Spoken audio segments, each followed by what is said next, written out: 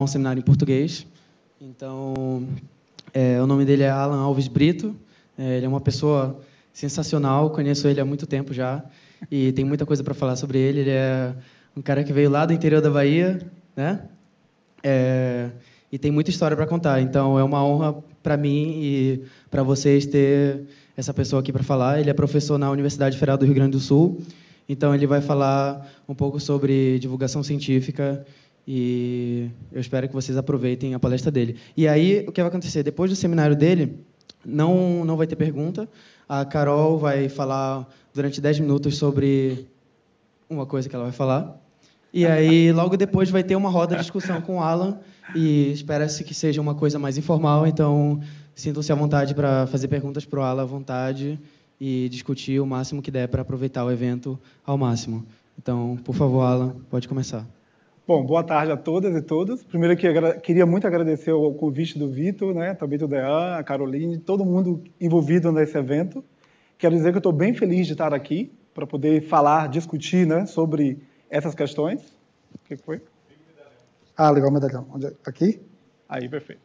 Então, eu estou bem feliz de estar aqui, poder discutir esses temas. Então, o título está ali para vocês, né, Pesquisa, Educação e Divulgação das Ciências para as Relações Étnico-Raciais e de Gênero. Eu quero dizer, primeiro, que o meu lugar de fala aqui hoje, né, eu faço parte do grupo de gênero da Sociedade Brasileira de Física, que alguns de vocês devem conhecer, né, esse grupo de trabalho que tem pensado as questões étnico-raciais, de gênero e de diversidade de maneira geral, no contexto da Sociedade Brasileira de Física. Também represento aqui um movimento dentro da União Astronômica Internacional para pensar a diversidade, a equidade e a inclusão. Entre 8 e 18 de novembro, em poucas semanas, nós estaremos no Japão para discutir essas questões e também escrever resoluções para pensar essas questões. Eu quero dizer para vocês que é um movimento que não tem mais como conter, né? Cada vez mais nós vamos discutir essas questões, as questões de raça, gênero, na intersecção, em todas as áreas, não apenas nas áreas de humanas, em arte, dança, mas também na física, na engenharia. E eu espero que essa conversa de hoje seja exatamente para isso, para a gente poder refletir, para a gente sair daqui pensando por que esses temas são tão importantes, por que nós temos que discutir essas questões, né, no nosso ambiente. Então eu trago primeiro para vocês aí algumas imagens. Não dá tempo para perguntar para cada um de vocês quem são essas pessoas. Mas aí são homens e mulheres, negros e negras, que ao longo do tempo têm sido invisibilizados em termos de pensamentos, né, em termos de reflexões. Então aqui nós temos pensadores, temos físicos, historiadores, filósofos, antropólogos, né, cientistas sociais, que têm pensado essas questões, negros, né, pessoas negras, que têm pensado essas questões e que têm proposto questões interessantes contra a hegemônico. Né? Tudo que eu falar aqui hoje, tudo que eu trouxer nessa discussão agora e na roda de conversa, vai ser muito baseado na ideia dessas pessoas que eu estou mostrando aqui para vocês, né, e depois eu vou nomear essas pessoas. Também aqui eu trago alguns, provavelmente vocês conhecem algumas dessas pessoas, né? Paulo Freire, com certeza todo mundo conhece. Ali tem alguns historiadores, filósofos da ciência, que também a gente tem trazido para pensar as questões raciais. A Lilian Schwartz está ali em cima, também bem conhecida. Viveiro de Castro, um dos grandes pensadores brasileiros para as questões indígenas. Então, essas pessoas e outras pessoas que eu não pude mostrar aqui para vocês, homens, mulheres, têm nos ajudado a refletir, a pensar no Brasil essas questões. Tá, então, a conversa de hoje, eu vou tentar trazer primeiro uma contextualização, depois eu vou mostrar alguns dados para vocês e depois, se der tempo, né, fazer umas considerações finais, senão eu deixo para a roda de conversa. Então, vamos para a contextualização. Antes de contextualizar, eu queria dizer para vocês, para quem acompanha o Caderno Brasileiro de Ensino de Física, tem esse artigo recente, meu, de um aluno da URGS de graduação e de uma colega do Ensino de Física, a professora Neuza Massoni, que discute as questões étnico-raciais nas exatas. A gente traz um exemplo de uma proposta didática, que se vocês conhecerem professores, na família, amigos, passem essas informações. A gente também tem feito isso, tem escrito trabalhos para pensar, porque muita gente, muito professor, se questiona, né? Como é que eu posso falar de questões de gênero na física? Como é que eu posso falar de questões étnico-raciais? Então, a gente também tem feito esse movimento de escrever sobre essas questões, né? Também, em março desse ano, a gente publicou uma revista na Nature Astronomy, um artigo comentário, trazendo as questões, pensando de que maneira a física, a astronomia, né? Nesse artigo em particular, a gente foca na astronomia, mas a gente está no contexto da física e da astronomia o tempo inteiro. De que maneira a gente pode trabalhar as questões de desenvolvimento, Aqui, nesse caso, especificamente pensando os países de língua portuguesa. Brasil, Portugal, alguns países da África, onde a língua portuguesa é oficialmente, né, é reconhecida, e também Timor-Leste, na Ásia. Né? Então, esse artigo trata de algumas questões importantes que a gente pode pensar para a nossa realidade, né, para os países dentro da lusofonia. Eu recomendo que vocês deem uma olhada e vocês vão poder entender um pouco que movimento é esse, que agenda é essa, né? Porque às vezes a gente não sabe o que está sendo feito, o que está sendo pensado, mas eu sugiro para vocês esses 2 artigos. Okay? Então, aqui mostra a distribuição desses países e depois vocês podem tentar, né, aventurar, dar uma lida, ver se gosta, se concorda, se não concorda. E também aqui sintam-se livres também para discordar. Né? Quem tiver algum comentário, achar que não é assim, né, por favor, aqui é um diálogo, né? Não é um monólogo, então aqui eu não estou o dono da verdade, né? Eu vou trazer, na verdade, algumas questões, algumas reflexões. Então, para a gente primeiro pensar as questões de raça, de gênero, nas exatas, né, eu acho fundamental a gente começar a se questionar, né, o nosso modelo de ciência. Né? Que modelo de ciência é esse que a gente faz? Então, na minha percepção e das pessoas que têm trabalhado nessas questões, a gente pensa que é mais do que necessário discutir, no contexto da física, as questões históricas, filosóficas. A gente tem que retomar essas discussões de história e filosofia da ciência. Cada vez mais, a gente tem que ler sobre essas questões, pensando de que maneira que a gente constrói o conceito moderno de ciência. Aqui vocês estão, esses dias todos, e o FT o tempo inteiro, discutindo física, física teórica, física observacional, física de ponta. Né? Então, mas a gente também tem que refletir, em diferentes momentos, que modelo é esse, que forma é essa de pensar, né, a realidade, de pensar o mundo. Como é que esse conceito moderno de ciência foi construído? Nós também temos passado, exatamente nesse momento, né, um grande movimento, todo mundo preocupado com o movimento terraplanistas, com cura quântica, astrologia. Eu tenho escutado várias dessas questões. Parece que é uma preocupação de todo mundo. Né? Parece que é um movimento anticientista, um movimento contra a universidade, contra a educação. Então, eu acho que em muitas dessas discussões tem faltado esse entendimento, essa leitura. Então, pensar realmente o que é essa ciência que a gente gosta tanto, que a gente trabalha tanto. Né? Como é que a gente encara essa ciência? Como é a relação sujeito-objeto nesse contexto, né, de ciência moderna? Né? Então, e também pensar, por exemplo, ali na questão da cosmologia. Né? Uma cosmologia, hoje mesmo no seminário, eu trouxe questões interessantes, o último seminário, né, trazendo questões interessantes sobre o modelo cosmológico. Então, essa cosmologia que a gente vê, ela é única? Existem outras possibilidades de ver o mundo, de ver a existência? Porque para a gente questionar a questão de gênero e de raça na física, nós teremos que fazer essa reflexão. Se a gente não faz essa reflexão, fica muito difícil a gente pensar, né, nessas questões dentro do nosso ambiente de trabalho. Então, o que é a ciência? Né? Como é que ela atua? Quais são os seus resultados? De que maneira os padrões da ciência, os procedimentos e esses resultados diferem de outros padrões, né? Procedimentos e resultados de outras áreas? Porque a primeira questão para pensar as questões ético-raciais e de gênero é, primeiro, reconhecer as outras ciências, as ciências humanas, por exemplo, como ciências. Né? Claro que a gente sabe que há uma dificuldade, há uma tensão o tempo inteiro entre as diferentes áreas. Então, reconhecer que as ciências humanas são ciências que têm metodologia, que têm resultados, que traz números, que têm estatísticas, que mostram o tempo inteiro essa realidade para nós. Esse é o primeiro passo. Né? Então, e tem a ver com essa questão aí que está dada para nós para pensar o que é ciência. Né? O quão importante, né, com relação a essa ciência, o que é que faz com que a ciência seja preferível, né, a outras formas de existência? Porque essa é a tensão que está aí o tempo inteiro quando a gente pensa, por exemplo, todo esse movimento que a gente agora está assim, testemunhando. Né? Então, o que é que faz a ciência moderna preferível? Por exemplo, a uma ciência aristotélica ou uma cosmologia tupi-guarani? Porque aqui muitos de vocês aqui são de graduação, né? Estão fazendo graduação, outros estão fazendo pós-graduação. Em diferentes momentos da vida de vocês, querendo ou não, vocês vão falar de ciência. Vão falar de ciência para as pessoas. Muitos de vocês não vão para a sala de aula, não serão professores, muitos estão fazendo bacharelado, né? Ou estão fazendo pós-graduação mais específica, então vocês não vão para a sala de aula, mas vocês vão fazer palestras, vocês vão divulgar a ciência, vocês vão falar de ciência em diferentes ambientes. Então, em algum momento, vocês podem falar de ciência numa aldeia indígena, numa comunidade quilombola, numa escola periférica, não uma escola central, não numa escola de elite. Né? Então, vocês vão estar em diferentes contextos sociais e vocês vão ter que levar em conta esses diferentes contextos para comunicar essa ciência. Ou vocês vão chegar lá dizendo que a física é a física e tudo que vocês sabem, esquece. Isso aí é tudo porcaria, isso não existe, isso é ilusão da cabeça de vocês.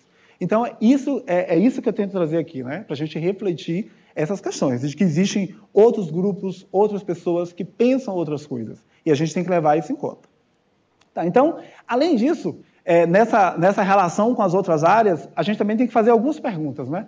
Pode o subalterno falar? Né? Então, é uma primeira questão, né? Nessa relação ético-racial, é assim que a gente separa o mundo, é assim que a gente separa as pessoas. Então, pode o subalterno falar? Né? Quem é que tem o direito de falar sobre alguma coisa? Né? Dentro desse contexto moderno de ciência, né, a frase preferida é penso, logo existo.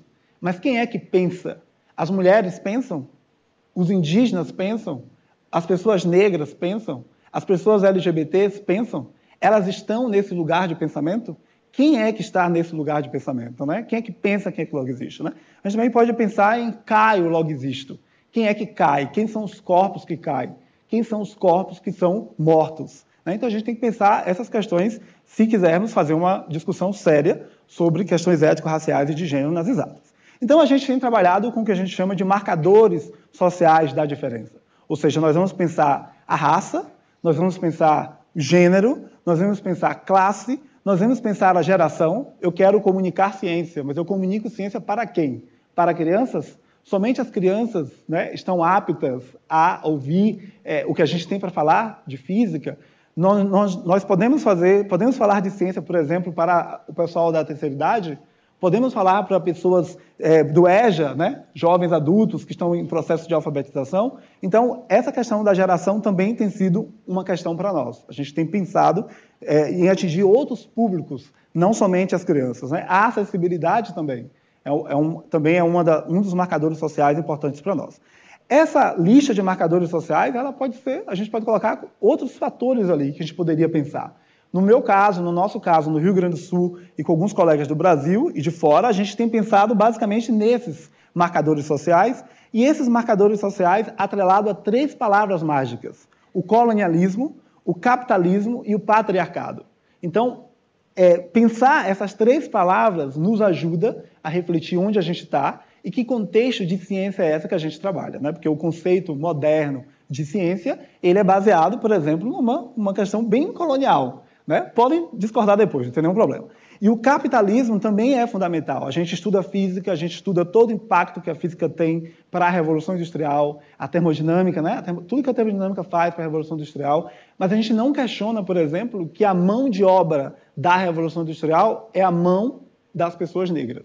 As pessoas negras essas pessoas que mantêm esse capitalismo. Né? E essas pessoas negras, por exemplo, elas foram retiradas desse lugar de pensamento. Elas não estão autorizadas a pensar, então elas não são protagonistas, elas não fazem ciência, elas não fazem tecnologia, elas não estão no lugar de construção, de pensamento como protagonistas.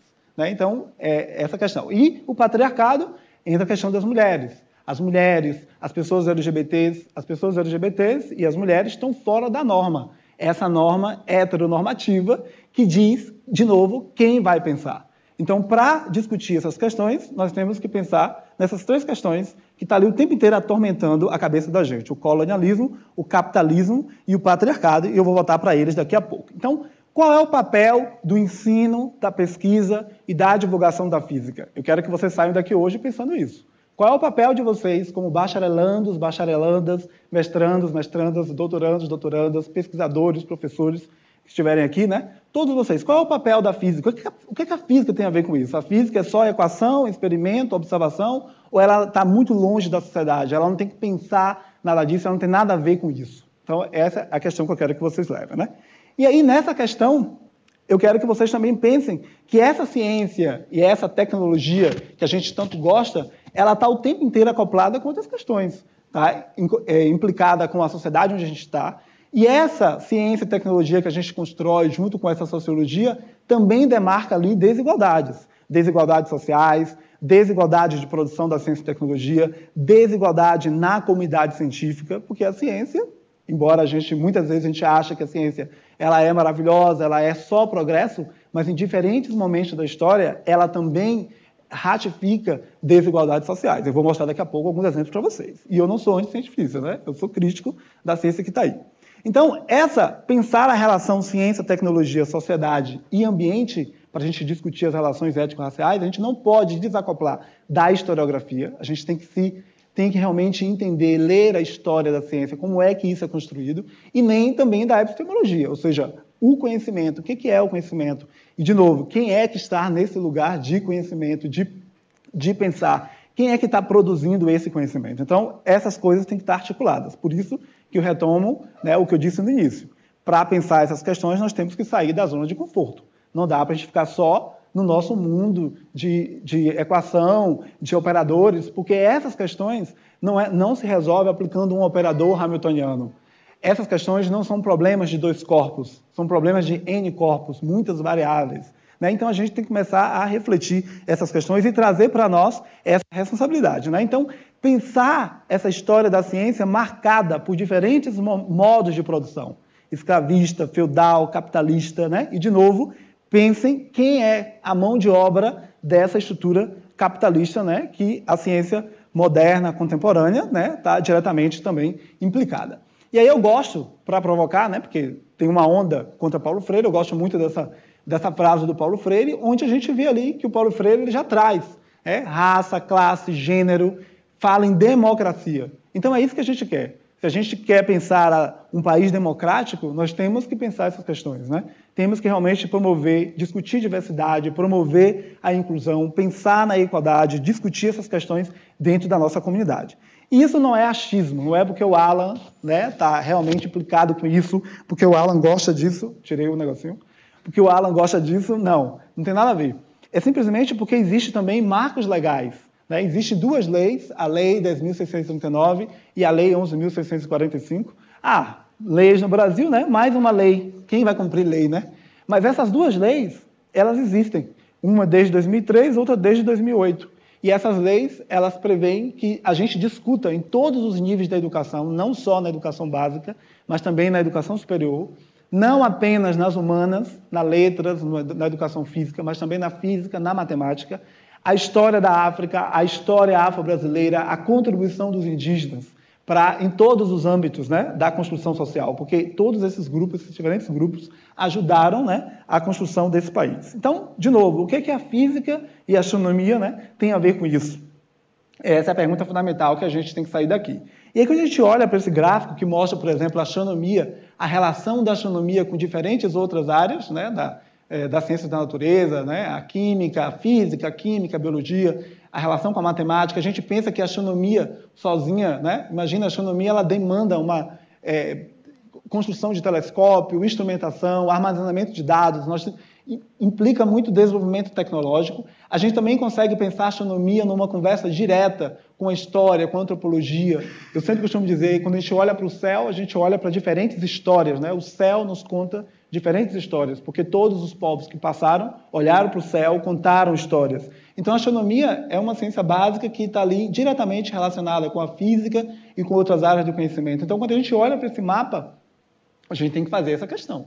Então, essa disciplina que está ali se interconectando com diferentes áreas, isso é à toa, tem algum tipo de implicação? A gente consegue ver nesse mapa algum tipo de implicação social quando a gente olha para a física ou para a astronomia? Vários. Eu vou tentar trazer um para vocês.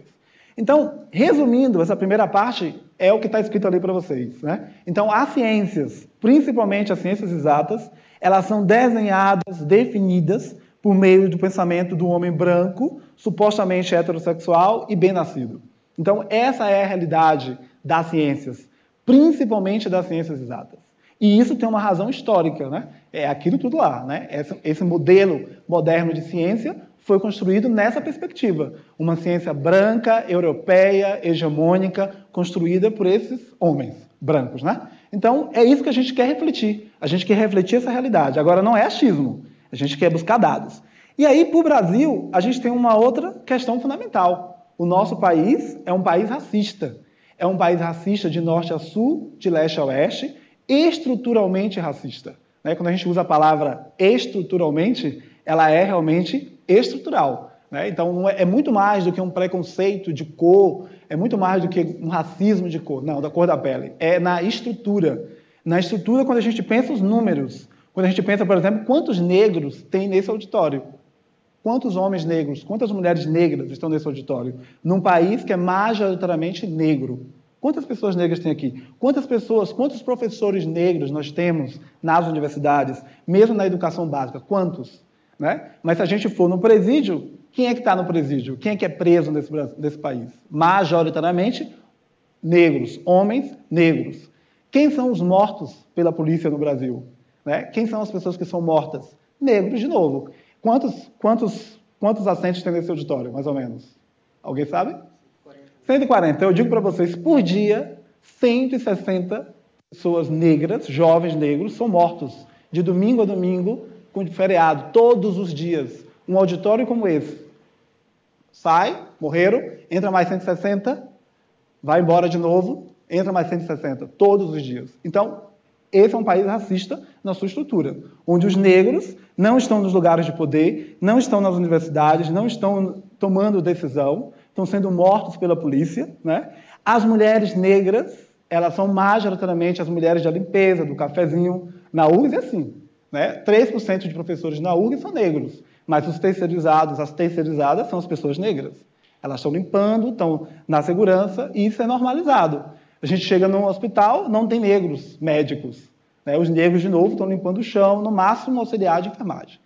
Então, se a gente pensa a saúde das mulheres negras, a mesma realidade. Se a gente pensa, por exemplo, que um mendigo negro e um mendigo branco há privilégios, porque o mendigo negro não entra no banheiro do shopping center para tomar banho ou fazer qualquer outra coisa, enquanto que o mendigo branco tem acesso a esses espaços. Isso, de novo, não é achismo, não é o que eu acho. Isso são experimentos sociais.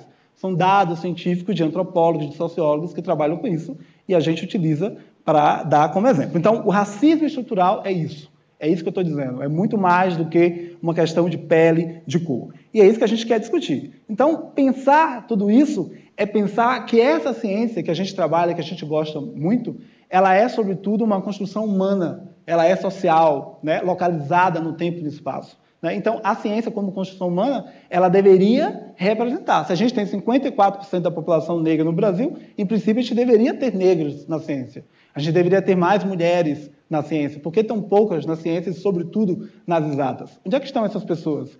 52%, pelo menos, das mulheres estão nas universidades. Mas cadê as mulheres na física? Cadê as mulheres nas posições de poder dentro da física? Né? Cada vez mais alto na carreira. Então, a ciência não é um processo linear, ateórico, ingênuo, como a gente às vezes acha, né? Que a ciência é ingênua, é pura, que não entra subjetividades. Né? Então, não tem gênio na ciência, a gente tem que desmistificar isso. Não há essa pura genialidade. Né? As pessoas têm que se identificar, a gente tem que fazer ciência com as pessoas. Se a gente ficar no discurso de que a ciência é para gênios, para poucos, para Einstein, para Newton, para não sei quem, isso não ajuda. Né? Então, eu acho que a gente tem que começar a nos questionar. Então, quando a gente vai discutir questões ético-raciais e de gênero em física, são essas questões que a gente vai ter que se deparar. Estamos preparados para isso? Vocês respondam, né? Então, esse modelo aí é um modelo, como eu já disse, historicamente está lá, a Europa representada, é um dos primeiros mapas, né, do mundo, a representação do mundo. A Europa lá em cima, bem vestida, rica, e aí aqui as representações dos outros continentes, né? O continente africano, o continente americano, né? Aqui, a América, uma mulher indígena, desnuda, né? A Ásia. Então é assim, é esse modelo de pensamento que a gente constrói. Ah, mas não tem raça. Não, nós já sabemos, biologicamente, geneticamente, não existe raça. Já sabemos isso já há muito tempo, né? Em 1950, lá, aproximadamente, a gente já tem certeza disso, tudo que significou o Projeto Genoma. Mas a raça, ela é construída na relação com o outro, socialmente. Não sabemos quem é negro no Brasil. Sabemos sim, a polícia sabe quem é negro, os seguranças dos shoppings sabem quem são negros, porque negros e negras, por exemplo, não podem olhar no olho da polícia, dos policiais. Então, a gente sabe quem é negro. Então, essa relação é construída com o outro. Então, a raça, enquanto ela existir como conceito social, como construção social, é um conceito científico e nós teremos que discutir e teremos que nos deparar. E aí eu trago essa imagem bonita da Rosana Paulina, paulista, uma pensadora, né, uma pesquisadora das artes visuais, tem feito um trabalho fantástico, sigam, busquem o trabalho dela, e ela tem usado muito a arte para falar do racismo científico. E também o racismo científico é uma parte que a gente esquece. A gente fala de pseudociência, a gente fala da astrologia, como eu falei lá no início, a gente fala da cura quântica, a gente fala, né, do terraplanismo, mas a gente não discute o racismo científico como pseudociência. E o racismo científico, ele explica muita coisa. Ele explica por que nós não tivemos, até mais ou menos metade do século XX no Brasil, escolas onde negros e negras poderiam frequentar. Ele explica, o racismo científico faz isso. O racismo científico explica por que muitos negros não estão aqui, por que muitos negros estão sendo mortos, porque essa teoria, que supostamente científica, né, que na verdade é uma pseudociência, disse por muito tempo e buscou evidências de que os negros, as negras, não pensavam, eram inferiores, né? Então, e esse racismo científico, ele perpassa a nossa cabeça, né? Ele perpassa toda a nossa estrutura. Sem esquecer, que todo mundo lembra, mas é sempre bom ressaltar, né, que nós tivemos no Brasil pelo menos 350 anos de um sistema escravocrata que não parou, né? A gente fala do fim da escravidão mercantil, mas continua até os dias de hoje. Então, são essas questões que a gente tem que levar. Tá, tenho dúvida disso, então está aqui o mapa racial do Brasil. O mapa racial do Brasil, do Nexo Jornal. Acho que muitos de vocês devem acompanhar o Nexo Jornal. Esse aqui eu acessei em agosto, né? Então vocês conseguem ver aqui a distribuição racial do Brasil.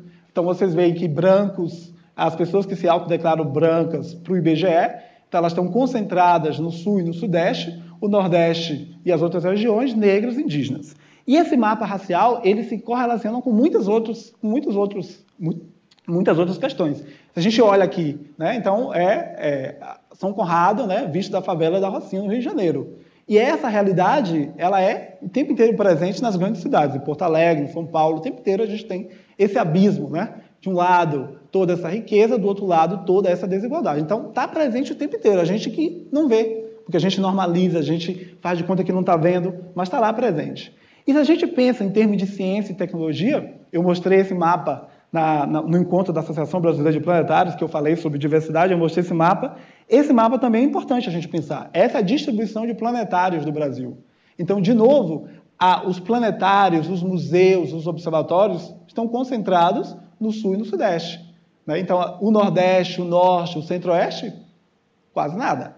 Então, esse mapa racial, ele se correlaciona com outras questões que têm a ver com ciência e tecnologia. Então, quem são as pessoas que pensam, que estão autorizadas a pensar e que estão autorizadas a, entre aspas, né, consumir ciência, tecnologia, divulgação de ciência, planetários, museus, arte moderna e contemporânea, porque nesse outro país, né, negro, por exemplo, a arte contemporânea não chega. No máximo, artesanato, né, uma capoeira, isso é arte, né? Então, são essas questões que a gente tem que refletir para pensar. Então, aí eu já falei para vocês, né, a população do Brasil, 54% negra, pretos e pardos. A maioria do sistema público brasileiro, né, na educação básica, 70%, negros e negras, né? Menos de 40% dos professores, gente, esse número é gritante. Eu não sei se vocês sabem, mas menos de 40% dos professores de física do Brasil são licenciados em física. E se a gente vai para o Norte, Nordeste, Centro-Oeste, professores sem ensino médio dando aula de física. Ok? No Sul e no Sudeste nós temos uma grande concentração, sim, de professores licenciados em física. Mas, menos de 40%. Como é que a gente dorme com esse barulho? Como é que a gente dorme com essa realidade, com esses números? Então, como é que a gente não vai discutir questões ético-raciais? Então, temos agora uma proposta de que física, química e biologia tem que ser junto, né? Vai tudo interdisciplinar, tudo junto. Mas, eu garanto para vocês que os estudantes lá dos bairros mais pobres, eles não terão nunca aula de física.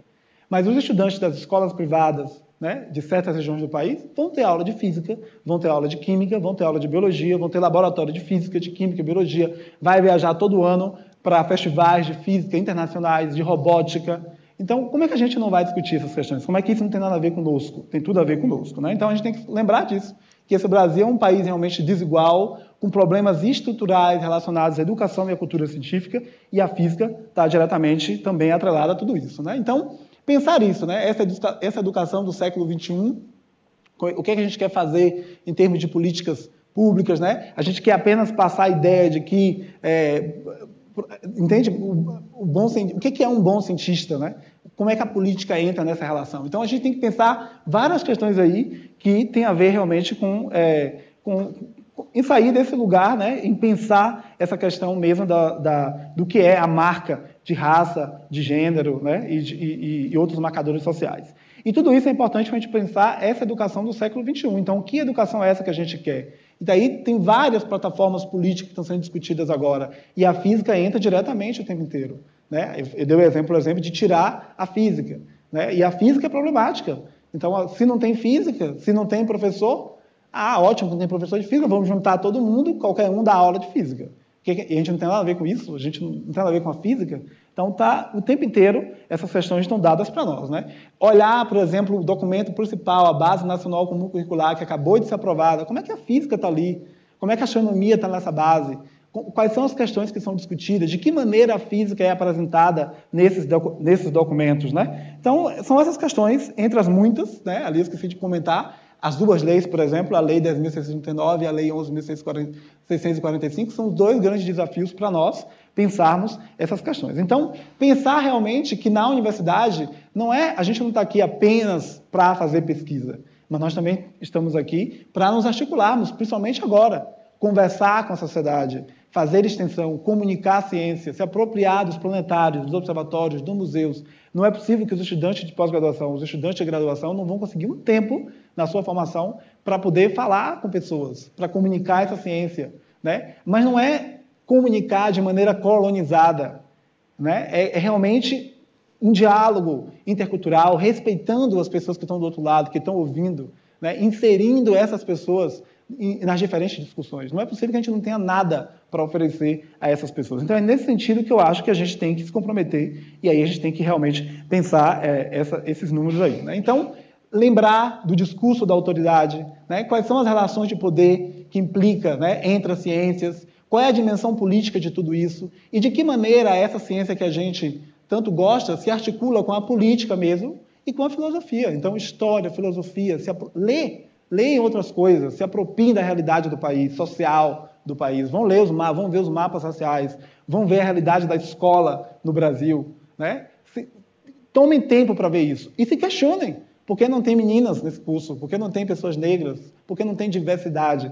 Por que a diversidade é tão importante? Porque não há inovação sem diversidade. Se a gente não tem diversidade, como é que a gente vai inovar? Ou inovação é só um conceito neoliberal capitalista. Ou tecnologia é só também um conceito capitalista, um conceito voltado para o mercado. Porque se a gente olha o racismo estrutural, ou o patriarcado, o machismo, que tiram pessoas desses lugares de poder, nós podemos pensar que esse racismo é uma tecnologia social. É uma tecnologia de poder que vai tirando as pessoas desses lugares. Então, se a gente não faz essa reflexão na física, né, então a gente vai fazer aonde? Então, tem várias outras questões que eu vou pular, vou deixar para a nossa conversa, né? Mas era essa a primeira parte que eu queria trazer para vocês. E lembrar disso, né? Que esse Brasil de 2019 está acontecendo tudo isso aí. Né? Então, neoliberalismo em curso, todo o discurso pós-democrático, discurso de pós-verdade, né? Um capitalismo realmente opressor. Quem são as pessoas que estão sofrendo tudo isso? Né? São essas pessoas negras, são as mulheres negras, os pobres do Brasil. Né? E aí a gente pensa como estrutura, que é um sistema que realmente autoriza critérios de exclusão. Se a gente tem esse mapa na cabeça, se a gente tem essas ideias na cabeça, aí a gente está preparado para discutir ações afirmativas na graduação, ações afirmativas na pós-graduação, ações afirmativas, né, em diferentes campos do Brasil. Entender realmente tudo isso cientificamente. Nós não gostamos de dados, de números, de ciência, então temos que nos apropriar cientificamente de tudo isso, e não achismos ou preconceitos, né, ou realmente assim, essas barreiras que a gente vai colocando baseado em senso comum. E aí, Sociedade Brasileira de Física, 85% homens brancos, heterossexuais, 30% mulheres, aproximadamente 30% negros. Isso vem de um relatório que a gente está fazendo dentro da SBF, o grupo de gênero tem feito, a gente acabou de fazer um relatório, estamos fazendo a análise desses resultados para publicar, publicar, né? Vai sair um artigo e vai sair o próprio relatório. E aí tem algumas reflexões sobre essa realidade. Tem outras questões. Assédio moral e sexual, né, altíssimos. Né, relatos dos estudantes, das estudantes, de professores, enfim, a comunidade. Tem várias questões ali que a gente tem que se deparar. Então, não é simplesmente mimimi. Né, são coisas que estão acontecendo. A Olimpíada Brasileira de Física, 5% mulheres. Na União Astronômica Internacional, menos de 1% são negros e negras. 16% mulheres. que estão ali presentes na IAU, né? A engenharia da computação, 85% são homens brancos. Então, não tem mulher na engenharia da computação, basicamente, foram tiradas completamente. Então, como é que você vai criar? Como é que você vai inovar? Como é que você vai pensar em tecnologia se você não pensa essa realidade? Eu acho que é bem difícil, né? Ou então vai ser realmente uma tecnologia, uma inovação com um viés altíssimo, se a gente não pensa essa realidade. Pensando na Academia Brasileira de Ciência, quem é que está na ABC? Está aqui. Os membros da ABC são predominantemente 80% Sul e Sudeste. Está ali. Os dois estados que dominam em termos de representatividade na Academia Brasileira de Ciência. As outras regiões estão lá embaixo. Né? E aí são dados, ali está a referência do artigo, né? Aqui também tem as áreas. Né? Então, há uma subrepresentação das mulheres, dos negros, né? Por região também, na Academia Brasileira de Ciência. Isso é à toa? Não é à toa. Isso tem a ver com um programa de ciência que a gente tem no Brasil, um programa, uma política científica que a gente tem no Brasil. Né? Então, tem várias questões que a gente pode pensar olhando esses dados. Distribuição de bolsas no CNPq, está ali. Né? Então, o artigo do José Antônio, um físico negro do Rio de Janeiro, José Antônio, né? O Santos. Então, ele mostra aí a distribuição de bolsas, né? Entre os diferentes grupos raciais. Então, de novo, a gente tem uma subrepresentação. E se vai para as mulheres negras, esquece. As mulheres negras, realmente, como diz a música, né? A carne mais barata do mercado. Elas estão lá embaixo para tudo. Poucas bolsas, pouca representação, não estão nas universidades como deveriam, nos lugares de poder. Então, a gente tem que pensar. Então, pensar questões étnico-raciais de gênero, olhar para esses números. Né? Então, é isso aí. Aí, dados de percepção pública de ciência e tecnologia. Por que eu trago isso? Para mostrar o poder que a gente tem. Então, quando a gente vai para os surveys, né, para os surveys de percepção pública, a gente vê o poder que a gente tem. O quanto a sociedade ainda quer ouvir o que a gente tem para dizer, o que os cientistas dizem, né? Cientistas, médicos, ainda tem credibilidade em termos do que diz, do que pensa. Então, isso também eu jogo uma responsabilidade para vocês. Então, cada um de vocês que estão aqui, tem essa responsabilidade, tem esse poder, né? De poder realmente saber que na sociedade vocês são bem vistos. Embora a sociedade não saiba nominar um cientista brasileiro ou não conheça uma instituição brasileira, muita gente nem associa, muitas vezes, que os hospitais universitários pertencem às universidades onde aquele hospital está e que tem um impacto social imenso. Isso é à toa? Não é à toa. Há um problema de comunicação. A gente não se comunica, a gente não tem se comunicado como deveria com a sociedade. Então, mas a gente está perdendo um poder que a gente tem. Claro que tem várias coisas aí que a gente pode discutir depois, né? Então, lembrar disso, né? Do que as pessoas pensam sobre os cientistas, né? Olhar esses resultados de percepção pública, que a gente se dá conta a quantidade de coisa que a gente tem por fazer para pensar realmente a inclusão, a diversidade, a equidade, né? Os temas que as pessoas, né, se declaram preocupadas. Então, é importante saber realmente o que as pessoas estão acompanhando, estão de olho, né? Embora a gente tenha outros problemas também relacionados com divulgação, com idas a museus, a observatório, a planetário, a gente pode discutir isso depois. E aí, a gente também eu trago esse exemplo do Havaí, por exemplo, né? A construção de um dos maiores telescópios. Né? A gente está na astronomia, nós estamos no processo de construção de 3 grandes telescópios que vão mudar bastante, né, a maneira de pensar a estrutura do universo, de pensar a formação do sistema solar, né, a partir do estudo de planetas fora do sistema solar. A gente vai ter acesso a uma quantidade de coisa que a gente não tem agora. Então, a gente quer construir esse grande telescópio, a gente quer colocar esse telescópio numa montanha. Né? Os astrofísicos gostam de colocar telescópios a grandes altitudes por razões, né, óbvias. Então, a gente quer colocar o nosso telescópio lá, o nosso brinquedo imenso, que esse brinquedo representa tecnologia, ele representa impacto, né? Então, esse brinquedo é importante para nós, porque vai mudar toda a nossa visão, né, do universo que está aí. Só que, para esses povos, essa montanha é uma montanha sagrada. Essa montanha é sagrada, e eles dizem, olha, aqui não. É importante para vocês, vai causar impacto tecnológico, mas para nós, essa montanha é sagrada, eu não quero essa montanha aqui. Então, como é que a gente vai se deparar com essas questões, né, nesses contextos? Por que, por exemplo, toda essa discussão em torno do nióbio, por exemplo, né? O nióbio, será que o nióbio tem que ser explorado realmente em terras indígenas? A gente já sabe que não precisa. Mas por que toda essa confusão com o nióbio em terras indígenas? Então, tem implicações sociais. Então, um estudante de física, né, um bacharelando, licenciada, tem que sair com uma visão muito mais ampla do que... Eu sempre digo que todo mundo tem que ter uma visão de formação do universo, a estrutura do universo tem que estar na cabeça, né? Mas a gente também tem que ter essa visão da sociedade onde a gente está, o que a gente está fazendo, o que a gente está pensando, qual vai ser o impacto de tudo que a gente está fazendo na universidade. A gente tem que ter esse compromisso social, porque senão a gente vai se deparar com questões assim. Então, por que eu quero colocar esse telescópio lá, numa montanha que é sagrada? Aquilo não significa nada para aquele povo que está ali, né? Então, como é que a gente se depara com essas questões? Então, pense um pouco sobre isso, né? E aí também, de novo, pensar toda essa estrutura, né? A história universal. Então, não é assim porque é assim.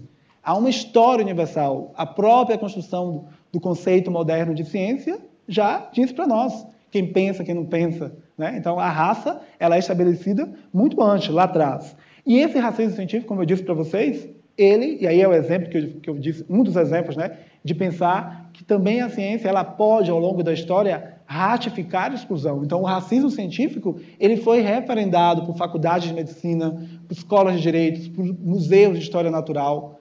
Ele foi referendado. Então, a gente também tem que fazer essa análise crítica o tempo inteiro. A gente tem que estar o tempo inteiro pensando, né, também nas implicações do que significa realmente essa ciência que a gente faz. E aí os programas e projetos, na URGS, a gente tem trabalhado com muitos programas e projetos de extensão, então são programas voltados para o diálogo com a educação básica, o Aventureiros do Universo é um projeto que eu coordeno, o Observatório Educativo Itinerante é um projeto que existe há 20 anos, que está voltado para a formação de professores nessa perspectiva, não é uma perspectiva colonial, patriarcal, capitalista.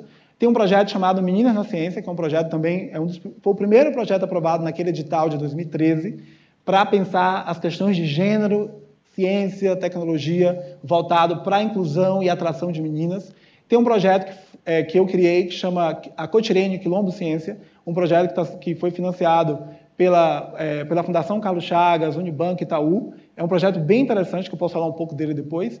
E esses projetos têm buscado essa relação entre a escola, a universidade e a sociedade, né? Fazer esse diálogo o tempo inteiro, trazendo essas diferentes questões. Esses espaços são espaços de poder, né? Observatórios, esse observatório da URGS tem 111 anos, atualmente eu estou na direção do observatório, é um prédio belíssimo, tem uma luneta de 111 anos que continua na ativa, então a gente recebe escolas, recebe o público em geral, o planetário também, esse é o planetário da URGS, então esses dois espaços, os museus, os observatórios, os planetários, são espaços de poder, porque a gente está o tempo inteiro nesse diálogo com as pessoas, com as escolas, na formação de professores. Mas esse diálogo tem que ser refletido, ele tem que ser pensado criticamente. A gente tem que levar em conta essas questões que eu trouxe aqui para vocês, porque senão a gente não está promovendo a inclusão que a gente quer. Então aqui eu trago fotos de duas mulheres quilombolas que fazem parte do projeto A Cotirene Quilombo Ciência, Yamorô e Yaxodã. São duas mulheres incríveis, super empoderadas e que desenvolvem trabalhos belíssimos com a comunidade, com o quilombo que fazem parte e com a escola onde o quilombo está inserido. Esse quilombo é no Rio Grande do Sul, então é o Rio Grande do Sul branco. Então vocês podem imaginar a tensão que acontece nessa comunidade com as crianças do quilombo que estudam na escola local. Então a gente trabalha física, astronomia, trazendo essas questões o tempo inteiro. Aqui algumas imagens de trabalhos que a gente desenvolve com aldeias indígenas, né? Guarani, a gente tem começado também um trabalho com caigangues, a gente faz sempre festivais interculturais, projetos para a terceira idade, projetos com crianças. Então, há essa preocupação lá no Rio Grande do Sul. Porque é exatamente isso, a gente pensa que todas essas questões, né, de física, as questões de ciência, tecnologia, sociedade, ambiente, questões de história, filosofia da ciência, pensar as tecnologias, o impacto social que a divulgação científica tem, ela está diretamente relacionada ao projeto que a gente quer de educação para o século XXI. Então não adianta a gente ficar dizendo, que povo que não só terraplanista, né? Só tem terraplanista, esse povo não adianta se a gente não mexe no programa, se a gente não mexe na estrutura. A gente vai ficar sempre reclamando, se a gente não pensa essas questões seriamente, a gente vai ficar sempre reclamando, né? E aí pensar também no papel que a extensão tem, que a divulgação tem, não apenas de ser um tripé da universidade em termos de ensino e pesquisa, mas também pensar criticamente a relação da pesquisa e do ensino. Então a extensão, a divulgação científica também tem esse papel da crítica consciente, né? Também do outro pilar, que é a pesquisa.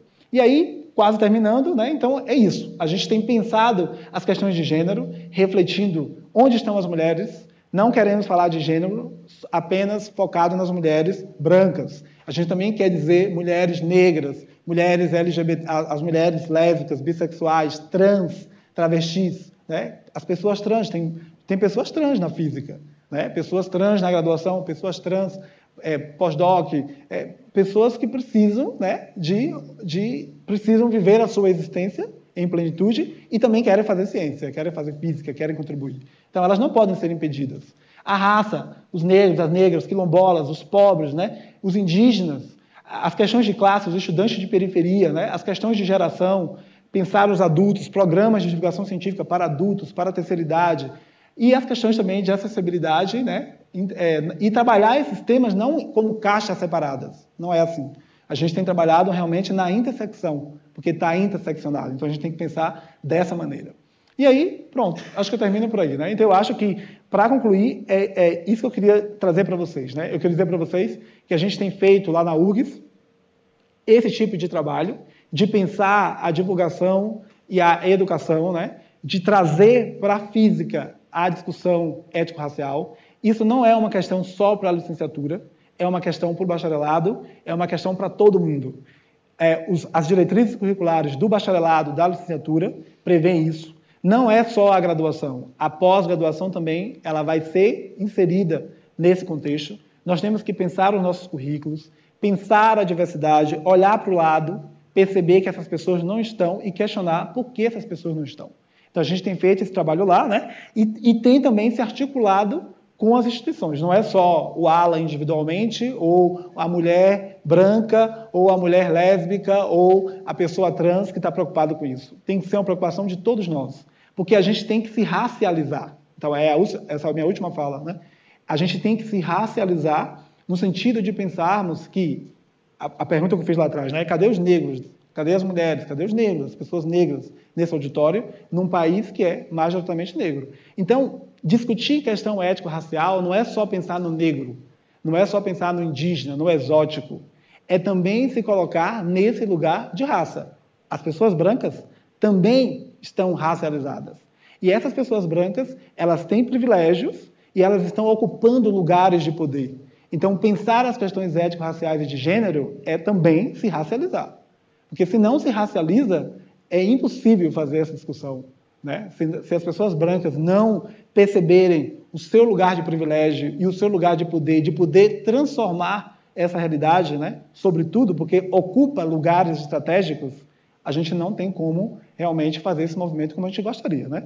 E também lembrar que as cotas, as ações afirmativas, muitas das políticas públicas que estão aí, elas foram conquistas históricas dos movimentos sociais organizados. Então, a gente continua aí, e eu acho que é importante, de novo, que todos os estudantes que estão aqui comecem a pensar essas questões criticamente. Então, essa é a mensagem que eu queria deixar para vocês.